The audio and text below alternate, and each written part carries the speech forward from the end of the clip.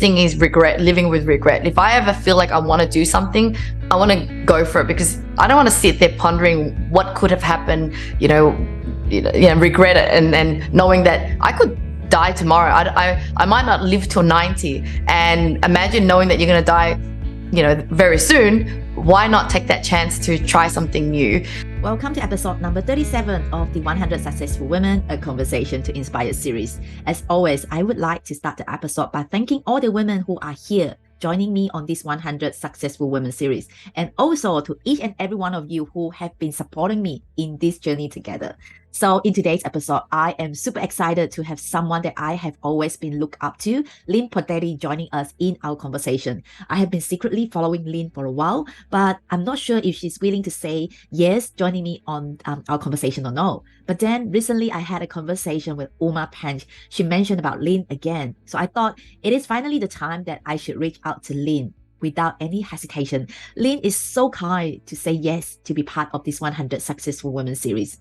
So I'm so grateful to have her here in our conversation, sharing with us all her stories and her journey. So you might be wondering, who is Linh? Linh is actually the founder of the Outsourcing Angel, a VA agency which is based in Sydney, Australia. Her mission is help other businesses to scale.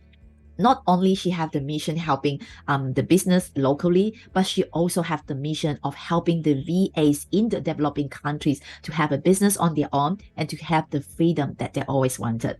So Linh is so kind and so humble to share with us a lot of tips, a lot of wisdom in the conversation.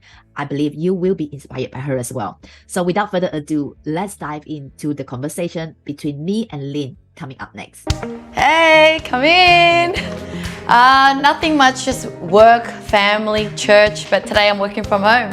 Yeah, come in. So this is my I call it the Zen room.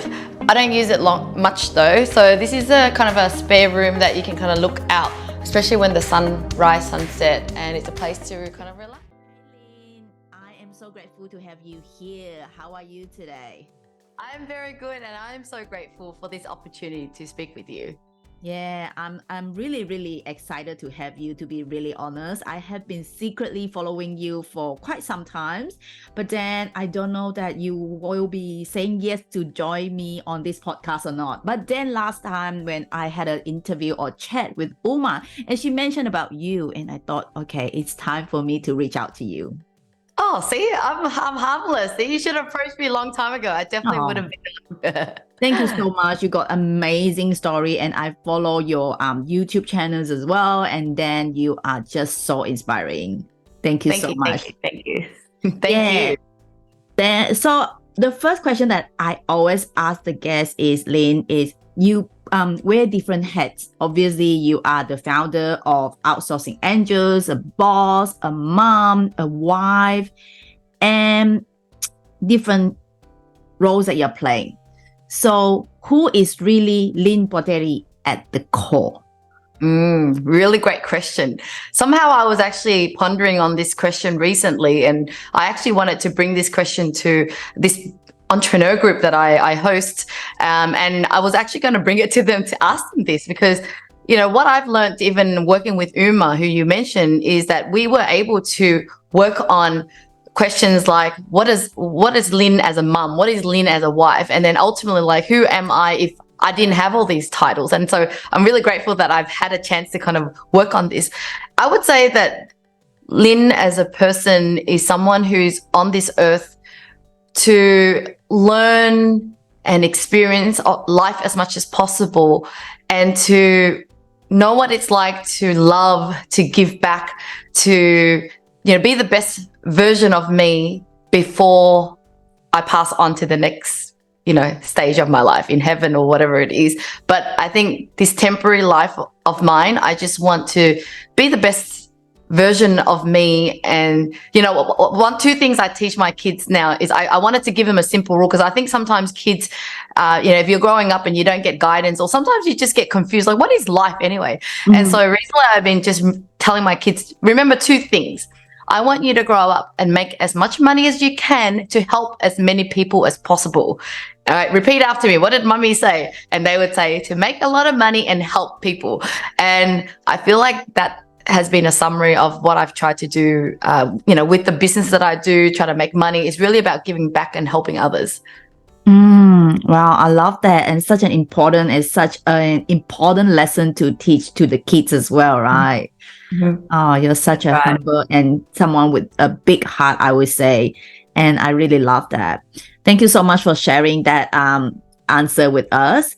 And another thing is that, as we all know, you are the founder of Outsourcing Angel. And can you tell us about the inspiration behind starting this business and how it has evolved over the years? Yeah. So my journey started as I was a single mum, and I really wanted to start a business because I needed the freedom. Like, I was in my early 20s working for a corporate job, wasn't motivated because I didn't have a really good manager. Like, I would say if I had a really great manager, maybe I would have stayed in the corporate life longer. But still, I think it was inevitable that I would need to have more flexibility, because when you're a mum and you have a child, you spend so much time at work. I remember not having enough time to I have to take him to the before care, after care, and so I think the only solution I saw was having to start my own business, but I didn't have any idea at all what to do.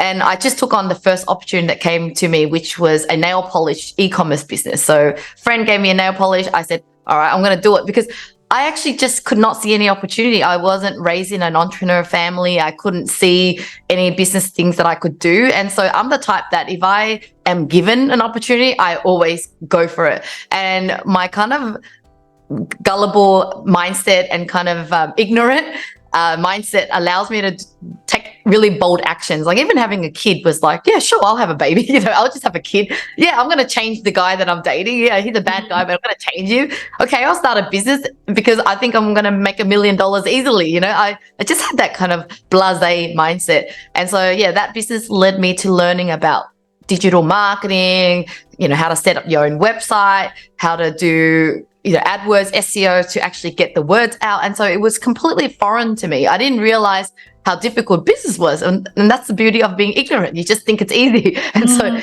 just took one day at a time. And obviously with limited funding, I stumbled across the opportunity to outsource overseas.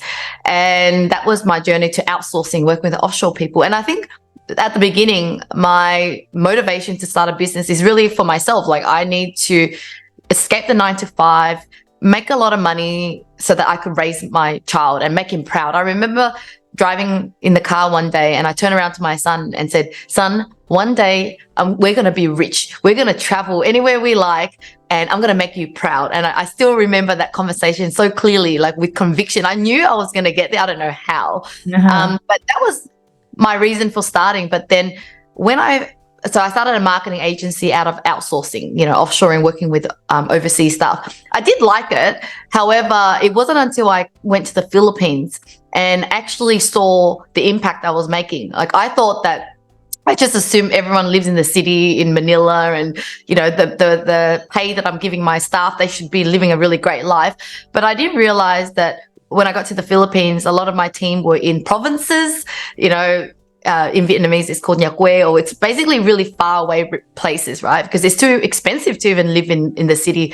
And then they also have to provide for their family. Being an Asian descendant, in your culture is that you don't just help yourself, you help your family. And so their salary would go towards their mums and dads and the relatives.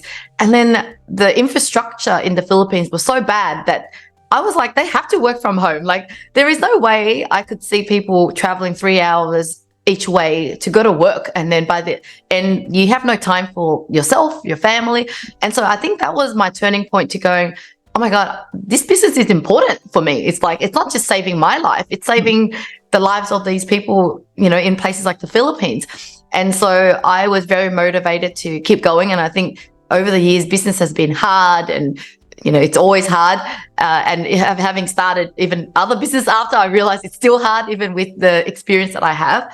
But it's due to being able to create jobs for people in developing countries, and knowing that I used to live in countries like that and making a difference in their life. And then, and even nowadays, I have friends that just joined me in the company who were seeking that escape as well. They became mums and dads, and then they were like, I also want flexibility, and the corporate life isn't giving me that. And so I'm so grateful to have found Outsourcing Angel, to be able to work here, and you treat me like in a way, my own boss, and have that freedom. And so that's what's motivated me.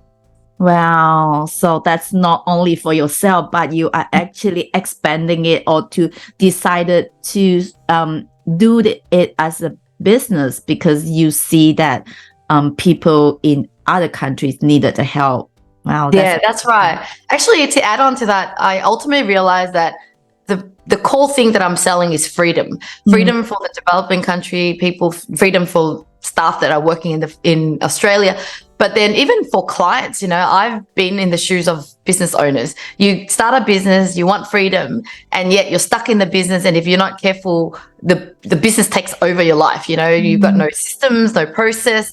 And even with team members, if you don't know how to run your business well, you are completely stuck in it. It's actually like even worse than having a job. At least you can go to work and go home. And so Outsourcing Angel has really evolved into not just hiring staff. We're now looking at how do we systemize and automate the business and help business owners to have that freedom that they desire as well. Because I've been able to do that for myself in my own company. And so the next motivation that I've found is like, how do we, take the business owners to the next level? Because they risk their life so much, right? To put all that funding and time into a business. And ultimately, I want to see them happy as well. Yeah, definitely. Sometimes if you don't have someone that is, like you say, outsourcing, or the system, entrepreneur become actually work harder than working in a 9 to 5, right?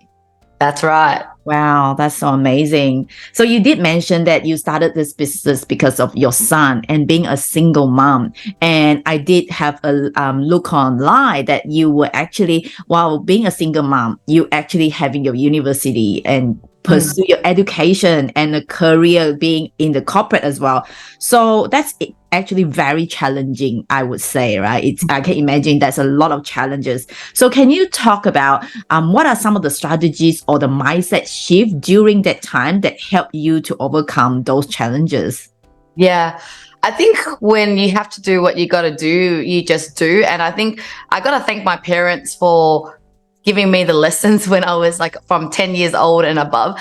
So when I came to Australia, my parents were migrant, and they really just try to work as hard as possible to catch up to my aunties and uncles who's been here for like a decade. And so they try to work hard so that they could build a new life and make money. And so then they needed help, and they got me to start helping them sewing at home. And so from the age of 10, I had to sew work every single day. It wasn't fun anymore. It was actually like a job. And then I said, I have to study. Like, I still got homework. And my mum would be like, you'll manage. So early on, she already taught me the power of whatever time you have, you fill it up. And so I remember having to work as fast as possible to finish the homework that I need to do, to find time to go out and, try to even lie to my parents to sneak out and go out. And so there was just a lot of time management that I had to do really early on. And as much as I was bitter and angry at them for many years to come and ran away from home, I think it was such a foundational core teaching that they gave me, because then obviously when I had the son, I actually had no idea how hard having a kid was. I just thought, I'll have a kid. My mom was like, it's a baby. I just didn't understand what it's like. It's something that it's one of those decisions that you have to live with for the rest of your life. It's not like, deciding to drink one night and got drunk the next day, you're fine. But having a baby, it sticks with you. And so I had to be better at time management. The other thing is I didn't want to fail again. I already failed in a sense where I chosen the wrong guy, and all right, I was wrong. I have a baby now and I'm on my own. And so I told myself that I wanted to prove to my parents that I'm not a failure. Just because I made a bad decision doesn't mean I'm going to be destined for failure. And so hence I pushed myself through finishing uni, got myself a job, just did everything that, that is like a normal girl would do, going out and finding new love again. I did everything like that. And I think when your back is against the wall and you have no help, there's no one to turn to, sometimes it's a blessing. My parents didn't rescue me. They actually disowned me. And when I said, all right, I'm sorry, can I go back now? And they said, nope, you've made that choice. And they gave me really tough love. I think if it wasn't for the tough love, I would have been, swaying and maybe go back and forth with the guy that I was with and not making, anything of my life. But because I really just had myself to depend on, I just, persisted and made it happen. And so I think I've taken on that time management skill set throughout my whole life now. Now I love working out even twice a day, or, running a business, taking care of kids. And yeah, I do so much because I've been learning that skill set from a really young age. Wow. So that's the life's happening for you. And then because of that, you are who you are today. Yeah, we underestimate what we can achieve. A lot of times I hear people go, oh, I can't because I'm busy this, I'm busy that. I go, you can if you make it a priority, and you will fill your day with other things if you don't have your priorities straight. Yeah.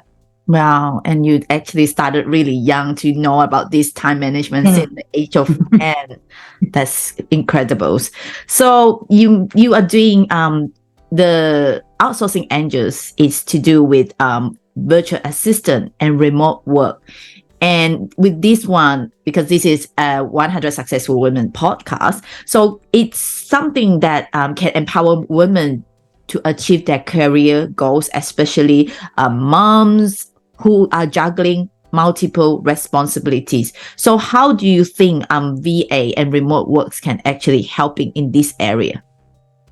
Yeah, I mean, we are more mums. I love that what you said is virtual assistants are also mums themselves. And I love that they can have, in a way, a self-employed job working from home. And these are really brave women as well who have a great career in a corporate job in the Philippines, but decided that life is more than this. I want to be there for my children and my family. And so they took the leap and really just pursued a career in virtual assistant. It's a very risky job as well. It's like, any self-employed job, if you don't get a client, you don't get paid. And but yet I love working with these VAs who work from home through our company, is that they are independent women who, and they're not all women, there are men as well who just wanted to be a better dad and be there for their family.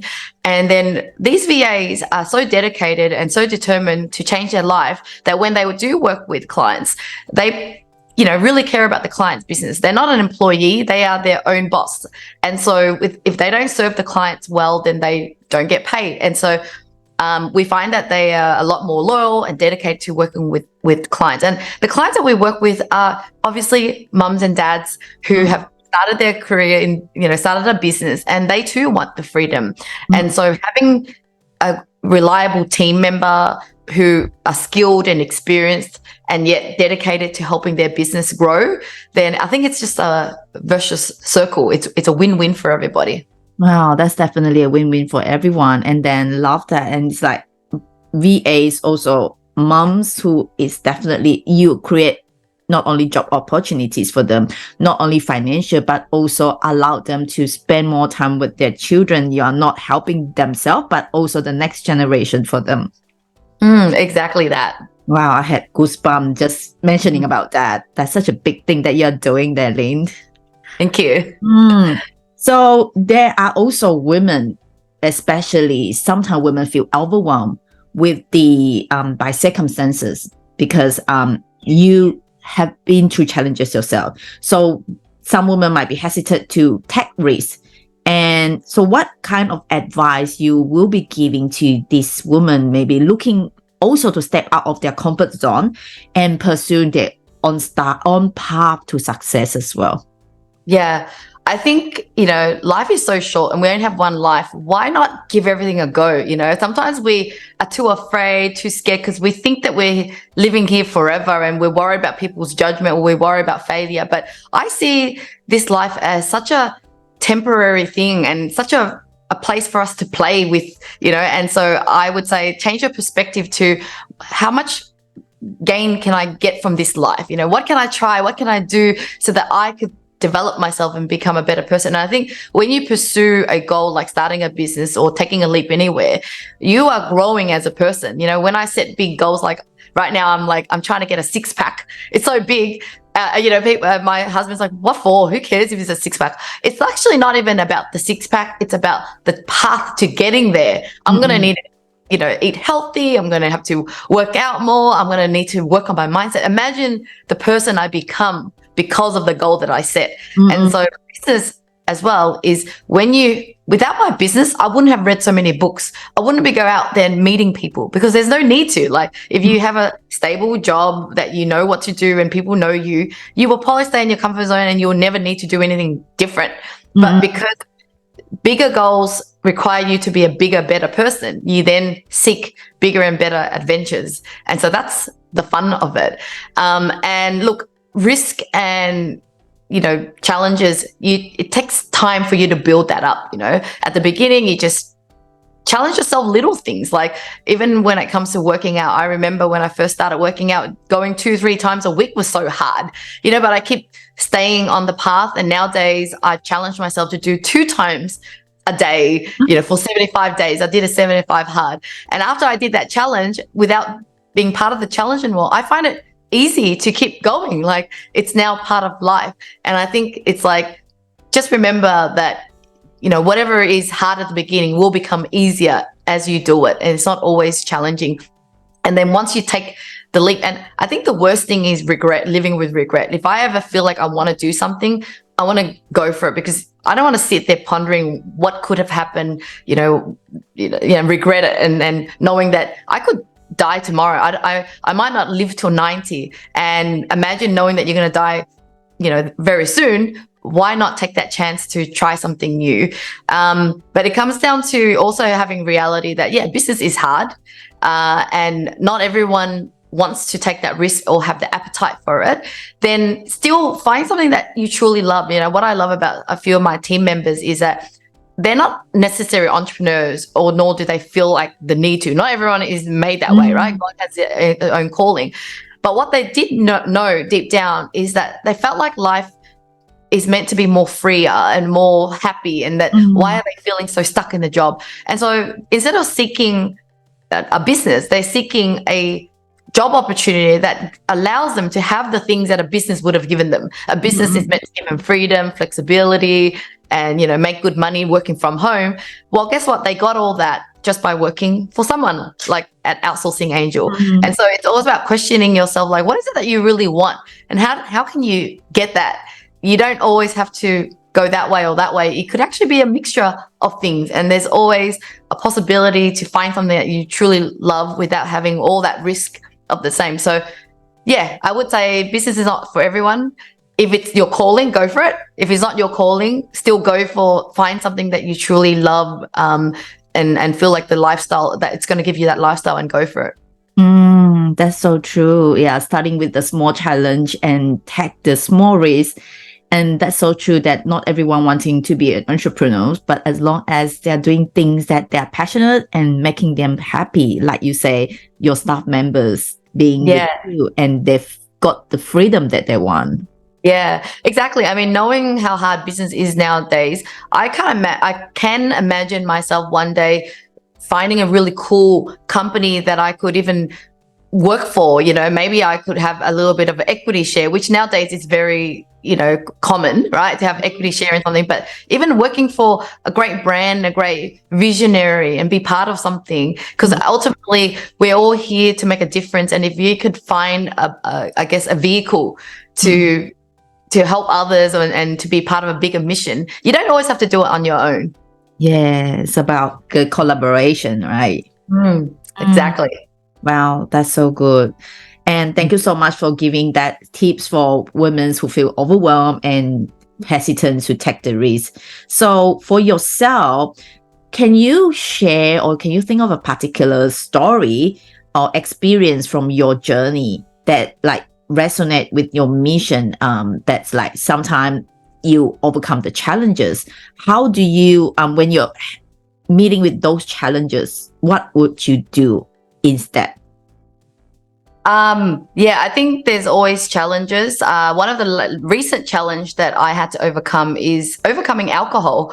Alcohol has been, I didn't realize it's been a deadly habit, that's it's part of my life. It's so part of me that I almost felt like it's me, but I didn't realize how, I guess, damaging it was to my mental health, to my health, and, when you're drinking alcohol, you might have fun for a few hours, but really the next day I actually would go through a bit of depression, feeling really sad, regret, and just putting myself through that constant cycle, weekend having fun, next day it's normal. And I almost, for a long time, thinking this is just part of life. This is our culture. This is what we do. We just drink and live with it, right?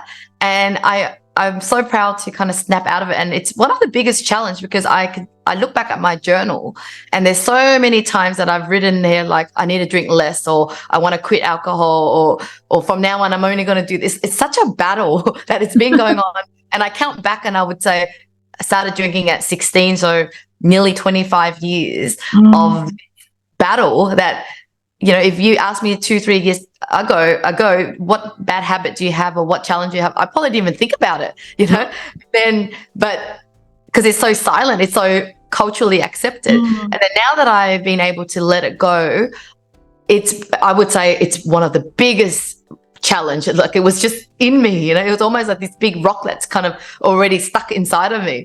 And now being able to throw it, get that rock outside and throw it away, I feel so much lighter. And I hope that I can use this as an inspiration to help others. I think one key reason why I know this is the real thing for me is that I'm not quitting for myself. I actually decided to quit for others, because my pastor said to me, I asked him, why did you quit drinking for 20-something years ago? He said, I want to help someone else who might be struggling. You might be okay drinking slowly back again, but maybe someone sitting next to you struggle with it, or have a family member struggling with it. So why not be that example for them? So they're like, okay, if you can do it, I can do it. And I'm like, you know what? That sits well with me, and I'm going to do that. And I think this is a challenge that I think a lot of people can resonate with. And I hope that my message is, if the party girl, could quit alcohol, you can do it too. Wow. So did you actually totally quit alcohol now? Yes. Wow. Yes. And my kids are very proud. I have got so much more motivation and passion for life. I thought I was already a happy girl, and passionate. It was still living under a bit of a foggy perspective, and then now that I've not been drinking for 6 months, it's like the next level of happiness, and so predictable, so consistent. And I think it's more of a challenge than most people think, because they, like me, just thought this is normal life, and they would endure those few days of sadness and coming down and hangover. Life doesn't have to be that way. It's such a waste of life, sleeping in, not being there for your children, right? Or turning up to your children's activities and not really wanting to be there. That's not what I call, a good parent for myself. That's another level, because that sounds like a big challenge for you, and you did that. Congratulations.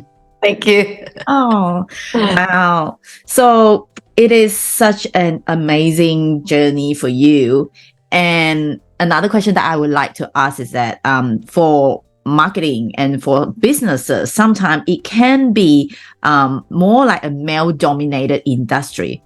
And for you being a female entrepreneur in the industry where probably there are more male, have you faced any unique challenges, and how did you overcome them?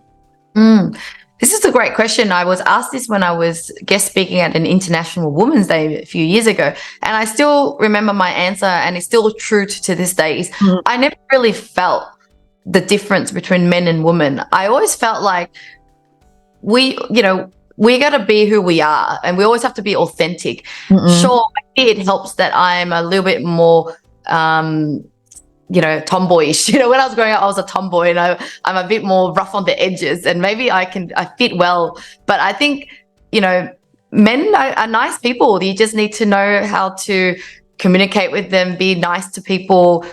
Even woman to woman could be quite catty and nasty. I think it just depends on the people. And so I think that more men are willing to take risks, because they're made that way. They're made to be bringing home the bacon. So maybe that's just why they just go out there and get it. And as women, for many years, as our ancestors, we're meant to stay home, look after the kids. So it kind of naturally falls that way. So there's less of us trying to go to places. Whereas me, because I guess it came down to my mum and dad's upbringing too. They also work their own separate careers. They have their own money. And so I was in a family where I had to go and make my own money. It wasn't like I wasn't, witnessing kind of the stay-at-home type mum, right? And so I think a lot of times it's our upbringing that gives us that, direction and aspiration to what we want to do. But otherwise, in business, I feel like men are quite simple too. They're very logical. They're very simple-minded. They don't overthink things. Women tend to maybe overthink things. And I think if you just know what you want in life, be a good person, give back, be genuine, men or women, they will attract to you and be your supporter and help you. I love that. And that's very great piece of advice there. And that's so true. Everyone is different, and it's just all about the perspective, right? And then it's so true that we are just all human beings. And and I know that you are being semi-retired at around your age of 38. That's such an impressive and amazing. So what are some of the key principles or some of the key lessons that you have learned along the way, and that you believe other or every aspiring entrepreneurs should be aware of? I'm really proud to realize that, because I was living my life, traveling, enjoying life, and then I had a friend that said, "You look like you've already retired," and I'm like, "Oh my God, I think Then I just looked into it. I'm like, "Oh my God, I actually fall under the category of semi-retirement." And I would say that thank you to Uma, my life coach, that really helped me design my life to where it is, because working with her a few years, many years ago, I remember feeling really overwhelmed, stressed with business and all that stuff. And we would look into our wheel of life. And a wheel of life is the different categories of your life. Because it's not all about work. It's not all about money. It's really about, your self-care time, your family, your love life. And if you don't have those areas filled up, you will feel unhappy, and, it doesn't make you wholesome. And so from that time onwards, I would always work on filling up my gaps around the areas. And so as part of that process as well, we were always working on, okay, well, in your career, like, what's your ideal day look like? How much work do you want to do? And, rather than just thinking about how do I grow my company to double the size and more money, it's like, what are you going to do with that time and money that you're generating for the business? And I fell into the trap up until I was 38, so only like a year, 2 years ago, was that when I had more time, I started more businesses. I came up with more ideas. I started to just become more busy, and we need to remind ourselves again, like, what do you want out of life? And it takes time to also spend time with your family. It takes time to plan your holidays. It takes time. And so if those are things important to you, dedicate those time towards that.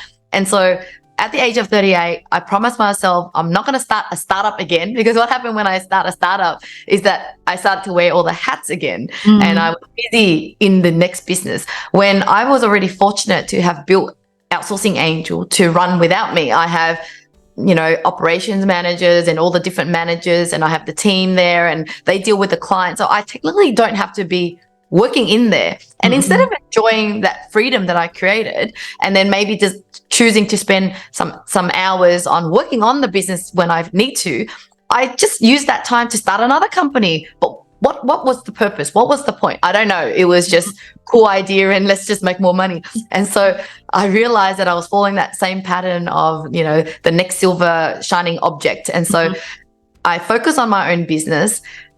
When I have that more time, I read books, I travel, I do all the things that actually makes me happy. But during those time are the time that I actually start to think of strategies and ideas for the existing business. And all I need to do is share it with the team, and then they go and help and execute it. And so I would say that being semi-retired is something that you can design and you can work toward, because I have my own husband is an example of someone that's worked for 22 years, has an amazing business, 10 times the size of mine. He even has business partners, which means that technically he sounded like someone that could retire if he wanted to, right? Uh-huh. But he hasn't. It's because he hasn't designed a life outside of his work. He's still stuck working 12 hours a day, 6 days a week. His mindset is still thinking that without me there, the business can't run. And I feel guilty taking time off. So there was a lot of self-limiting beliefs that kept him stuck in there. And although the business size got bigger, more people to manage, he wasn't becoming a better person or having more freedom. And so I, am teaching him that you need to work on other areas of your life. I'm important as well. The kids are important as well. And so he's working towards that as well. Wow, that's amazing. So it's good that you actually influence him and teach him to try to get out of the business and to be like, he's actually can be retired, like you say. Yeah, that's right. And, I don't want to be fully retired. He says to me, like, he wants to retire, early. And I said, I don't feel like I need to retire because I built the business to, run remotely, and it's so fun and everyone loves working with each other. If I didn't have this project, I will be bored waking up to nothing. And then I'll have to think of something new. So once again, that's like starting a new business again.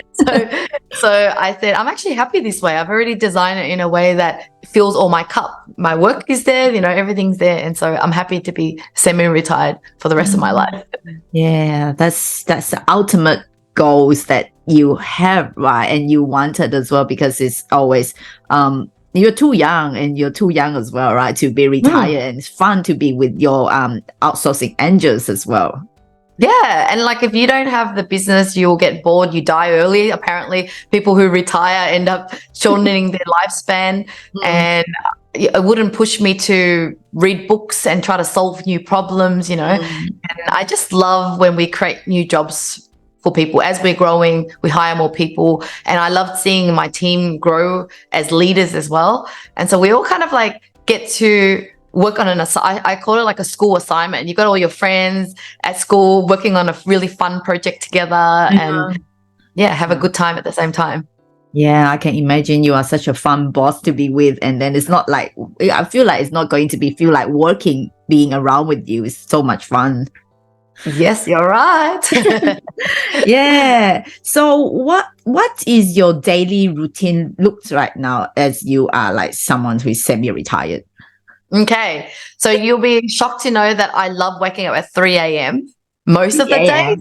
Yeah. What time do you go to bed? 9 p.m. Wow, that's amazing. Yeah.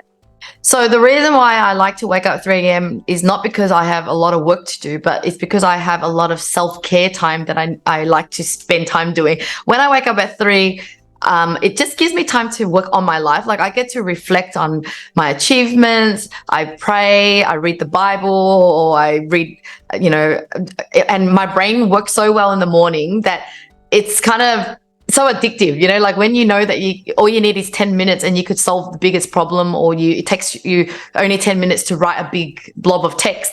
That's why waking up at 3 a.m. is so optimal for me. It's not because, oh my God, I'm overwhelmed with work, but it's because it's a great time to do. And so I try to wake up at 3 a.m. most of the days. Like if I'm traveling or if I'm going to a late night events, I would push the alarm forward. So I don't always wake up at 3 a.m. But a good usual time is 3. And working on my self-care things, and then go exercising early in the morning, get it out of the way, feeling so good for the rest of the day, and taking my kids to school, doing some work. And when I say work now, I feel like the work that I get to do now is almost like semi-retirement work. No, I would say kind of like fun work. I no longer do anything that I don't like. So I get to spend time creating content. Like I love doing videos like this. And then I love to go out networking. Networking to me is not really a network. It's like meeting business friends and having lunch, drinking, learning something together. And yet it helps the business as well. I learn new things. I bring it to the company, or I might meet someone that potential clients. And so it's kind of just fun work, but it's beneficial to the business. And other than that, I don't really have to do any client related work. And so I'm able now to also invest a lot of my time in the EO community that I'm in. EO is Entrepreneur Organization. It's a non-profit organization. All the entrepreneurs join there, and I'm giving back by being, volunteers in there as their social media marketing person. And, next year I'm probably going to help out in other areas. And so I'm able to just do more of those giving back. So during the day, my routine is really journaling, meditation, reading, exercising. I even try to exercise twice a day, like I mentioned, and being there for the kids, picking them up before, after school, and dedicating a lot of time to traveling with particular friends, with family, and rotating that. And that takes my whole year. Wow, that's a life that everyone was dreamed for, right? Thank you so much for sharing that. That's such an inspiring, and then that's definitely showing people that it needs a lot of dedication to get to where you are, but definitely it's doable. Yes, I had no idea, no business mentors, didn't come from a rich family. I was even a single mom. I was young. Whatever it is, I think there's no excuses. We can just do it, and just know that it's a long journey, but you got to start somewhere, right? Thank you so much for that. I'm really inspired by what you share with us, Linh. And the other question is, what's next for Linh? What's next for Linh is just seeing where else I can reduce the days of working. And I'm just so, in 2025, I wrote my ideal goal is I literally just do stuff in the morning, and during the day it's like no more team meetings or anything like that. But I guess on the serious front, I want to be able to do more charity work. So next year we're planning to do our first client, or I guess open to the public, trips to the Philippines. So even though I go to the Philippines to meet my team, I want to start to design some trips where it combines experiences, learning, and charity, so that our clients or business friends or anyone can join and come along and experience life and give back to places like in the Philippines. I'm very active with my church as well, and so I really want to, do whatever it takes to help them, because they are changing lives, and I want to be part of missions like that. That's such a big things, and then I love that you are planning for 2025, and I love that mission of you. That's such a big goals, and I love that. And where can people find you online? Oh, easy. I'm everywhere. Just search my name. I'm quite active on LinkedIn, Instagram, and regular share content on YouTube as well. And where else am I? Facebook. I think anywhere and everywhere. I think definitely people need to follow you on YouTube. You share a lot of great contents on there. It's very educational as well. Thank you so much, Vivienne. Thank you. So I know I'm well aware of the time, and I know that we're way longer than what I say. But last question is that, what is your the message that you would like to convey to other women out there who probably any women out there that you want to convey a message to them? I would say life is more than just your work or money. Life is really about the people you're with, the relationship, their experiences. And I think it's just important to prioritize that, and not just go wait for one day, when I make more money or when I do this, then I'll prioritize. And I've seen so many relationships crumble, marriages fail, and I just think it's just such a wasted life if we don't prioritize the other important areas like our health, our fitness. And so, just really think about how can you live a wholesome life now and not wait till you're rich to be able to spend time in those areas. And the other thing is just to check in on your habits and see what you can overcome. Like, for example, I really regret not checking in and really determined to overcome certain bad habits, like drinking alcohol.